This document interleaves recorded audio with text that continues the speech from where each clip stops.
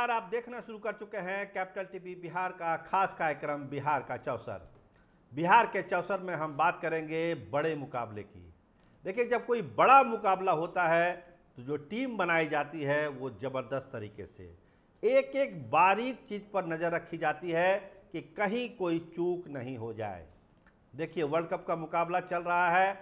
Opener कौन है? रोहित शर्मा, विराट कोहली, ऋषभ पंत, हार्दिक पांड्या, दुबे जी हैं ही, तमाम जो एक सजी हुई टीम है, बुमराह हैं, तमाम लोग हैं। मतलब एक परफेक्ट टीम बनाने की कोशिश की गई है।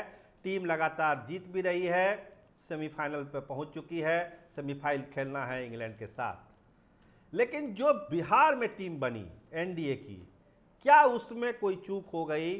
कोई चूक रह गई? टीम उस हिसाब से नहीं बन सकी या कहीं मिसकैलकुलेशन हुआ है?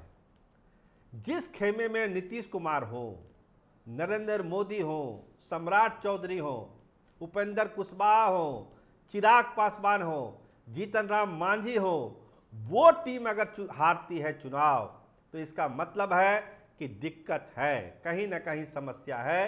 क्योंकि इतने बड़े स्टार से सजी टीम अगर 10 सीट लोकसभा का हार रही है तो मतलब साफ है कि बहुत सारी समस्याओं से एनडीए गुजर रहा है। तो अब किसी को तो बलि का बकरा बनना ही बनना है। जो उम्मीद थी भाजपा को 40 में 40 सीट जीतेंगे, प्रधानमंत्री ने भी एक साक्षात्कार में कहा था कि पिछले बार एक रह गई थी, इस बार तो 40 में 40 हम जीत रहे हैं बिहार में। दिक्कत कहाँ है बिहार में? लेकिन दिक्कत थी, पहले दिन से ही दिक्कत थी। और जब नतीजे आए 4 तारीख को, साफ हो गया कि एनडीए में ढेर सारी दिक्कत है। जो टीम बनी है, लगता है कि कोऑर्डिनेशन नहीं है, तालमेल नहीं है, टीम स्ट्राइक ही नहीं कर पा रही है।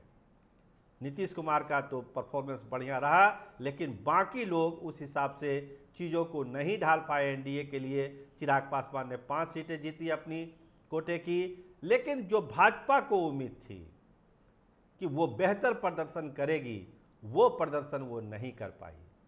और इसी का ये खामियाजा है। जो चर्चाएं बिहार में हैं, जो अटकलें लगाई जा रही है कि दोनों डिप्टी सीएम यानी कि सम्राट चौधरी और विजय सिन्हा की कुर्सी खतरे में है। दोनों इस पद से हटाए जा सकते हैं, नए चेहरे हो सकते हैं, या कोई एक ही डिप्टी सीएम बनेगा। एक नया प्रयोग भाजपा फिर बिहार में करेगी। आखिर क्यों नहीं हुआ? भूमिहार वोटों की गोलबंदी क्यों नहीं करा पाए विजय सिन्हा? क्या हुआ वैशाली में कि मुन्ना शुक्ला को वोट पड़ गया? क्या हुआ महाराजगंज में कि आकाश सिंह को भूमिहारों ने वोट कर दिया?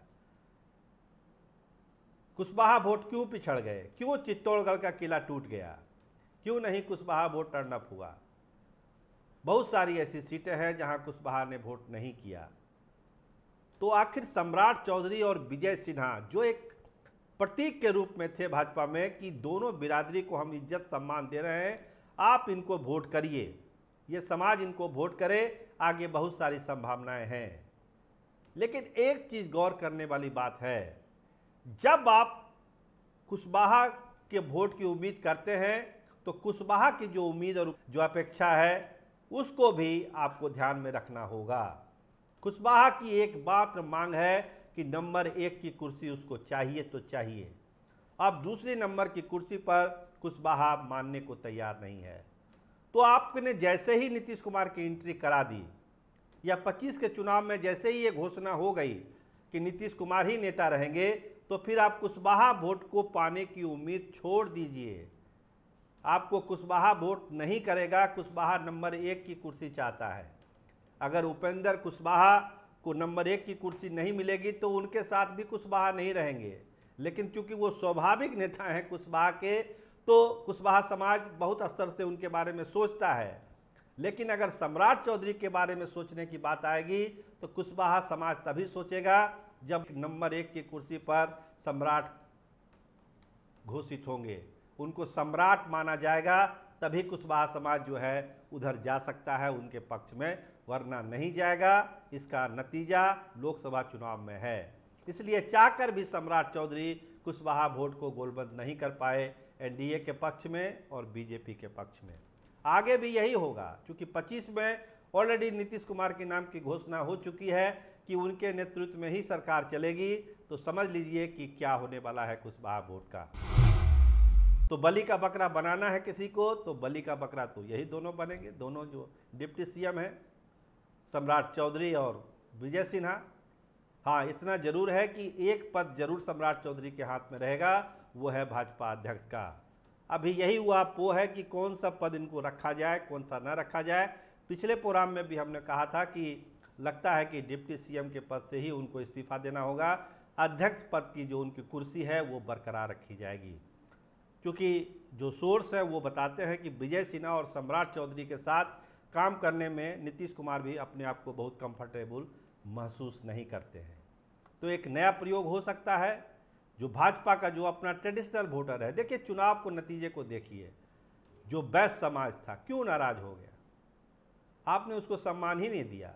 जो भाजपा के बारे में कहा जाता था कि ब्राह्मण और बनिया की पार्टी है, उसको आपने दरकिनार कर दिया, अपने बेस वोट को ही आपने दरकिनार कर दिया। तो कहाँ से आपको वोट मिल जाएगा?